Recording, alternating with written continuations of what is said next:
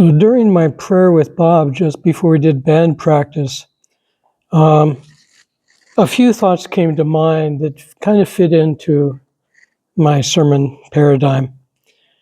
Is that in the Bible it talks about how we shouldn't hide our light under a basket, right?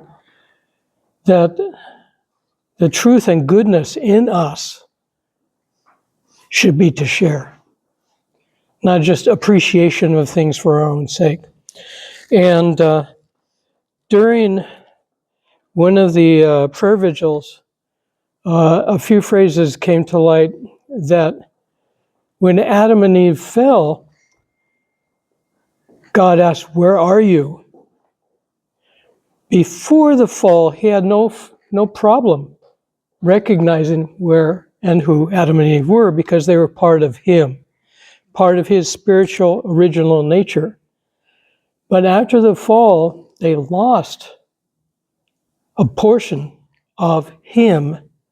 We lost much of our original nature being able to be perceived by him, because God can't recognize that which is evil or that which is not of himself. So blessings and grace of any age, and particularly now, allow us to shine a little bit brighter, to offer ourselves to heaven, to change how we think and feel about things, not in a generalized way, but a very specific, challenging fallen nature way. And how can we become more bright as individuals in our momentary analysis of things that go on around us? Even driving here, I remember thoughts that, because I used to drive a lot for Dr. Bowie Pak and the tours and MFT. And one of the things that I would do to challenge myself is to think of everybody else in a car driving as brothers and sisters. Now, how would we respond to brothers and sisters who race ahead of us and cut in front of us? Maybe we would think, well, I hope they're okay. I hope there isn't a sick child on the seat where they're going to the hospital, rather than a self-perspective of, well, that was dangerous, that insulted me, where am I in all this? So paradigm shift. What is a paradigm? We speak about it very rarely because it's something we take for general, which is what it is. A paradigm shift is a change of underlying belief, methods, and applications that guide a field, resulting in a new way of thinking or working. Our lives are full of paradigm shifts where we've had to change the way in which we thought about things. Receiving principle, how we explain things in the universe, require change in who we are and what we do. Several paradigms from history of Moses. Now, what did Moses do besides write on a tablet? He helped bring about a concept of one God, monotheism, in a time where there were multiple gods and multiple ways of worship. So our God is one God. That's a huge shift to the way people were thinking at the time. Moses brought about a paradigm shift. Abraham, you could go on forever, but Abraham included something in sacrifice that hadn't, generally speaking, been included.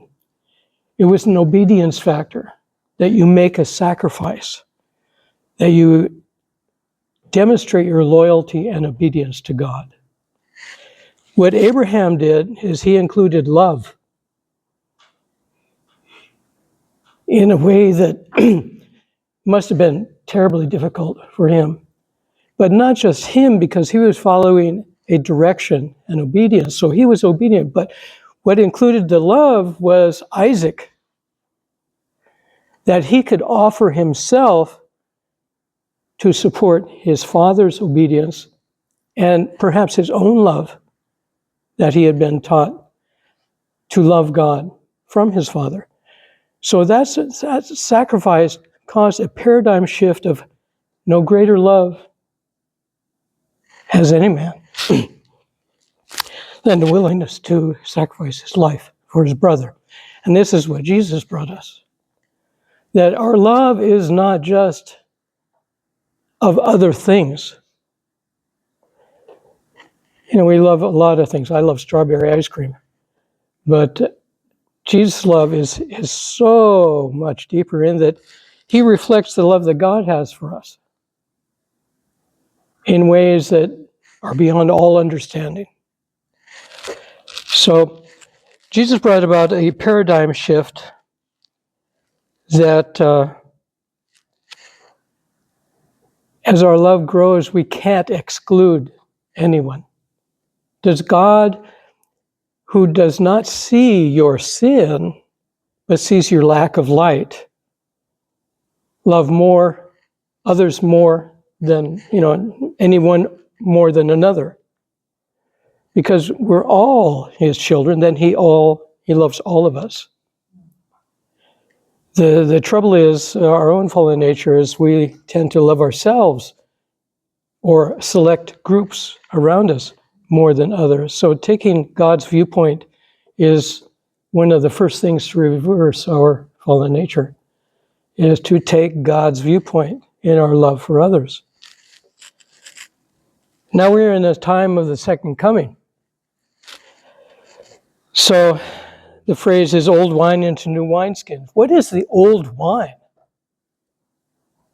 It's not just a religious concept of your faith in the Bible or how you perceive particular individual things. But what does old wine represent? Everything. Everything.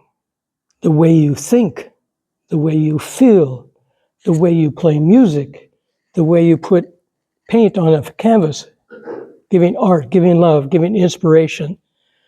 To put our wine into new wineskins is to absolutely and completely offer a new way of thinking so that we might fit into a new heaven.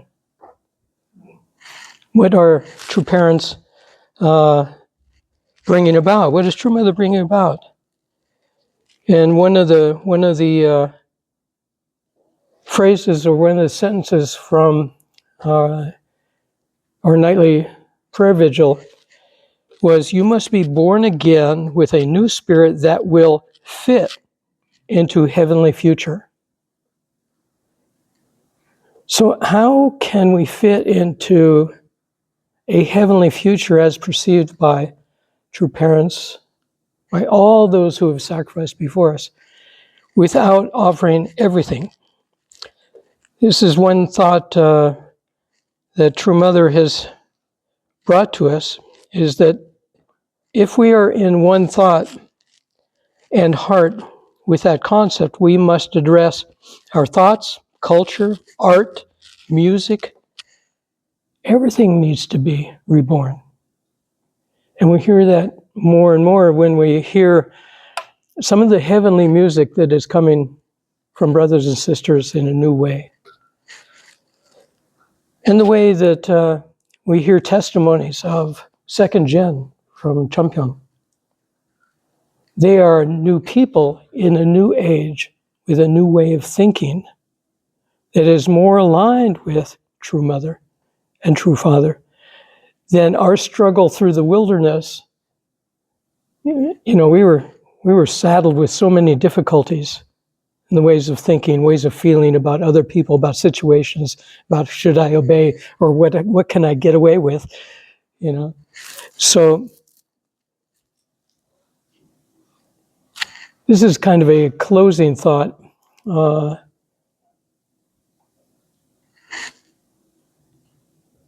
That everybody has heard that the phrase, "there is no I in team," right? But we are including a much broader way of thinking as we see the concept of women being changed. And so the I becomes we. There's no I in we either, but there is no sin without I. The first fallen nature is failure to take God's viewpoint. Whose viewpoint are we taking? Mine. I. So there's no sin without I. And something that came to mind as I thought of that is, there's no sun without you, meaning S-U-N, that we are part of each other's life so much in our faith, in our friendship, in the things that we do, that don't you feel brighter when you see a brother or sister walk in the church or walk in your house or you meet each other at the grocery store? There's a little brightness that takes place. So for those who are married, without our spouse, without our wife, there's no sun without you. And so it is with all of us. So that's pretty much what I have to say, is we have to change our thought, our way of thinking, to be a more selfless way of thinking, instead of thinking about our own convenience, which is easy to pop up in our mind. We think about, how am I perceiving? What is causing me to be irritated? What viewpoint of me is being irritated by someone else's negligence or lack of love? So we have to address ourselves first in our change, in our paradigm change. Peace starts with me. Thank you. Join me in prayer. Heavenly Parent, we want to gather before you as bright lights. Father, flames of truth and righteousness and love that can be seen not just by you, but by others around us. That we think of ourselves and our brothers and sisters as millions of points of light from your perspective. But from your perspective, all your sons and daughters have light of brighter or dimmer dimension, but they are all your children. So we must open our hearts to everyone around us. We could spend our lives in prayer for individuals who are having difficulties in their lives. But when we offer ourselves to you, we offer our families, we offer our nation, we offer the world of things around us to you. So we pray that we might be an offering in good faith to each other and to you, and really begun the paradigm shift, helping us to fit into a new heaven. We thank you for our lives, our daily actions and activities. We pray that you can be in our hearts, looking out through our eyes and helping our hearts to feel what you feel.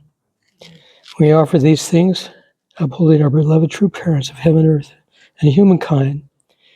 And I in attendance to Holy Mother Han, as Mark Nilsson, the Central Family. Adieu.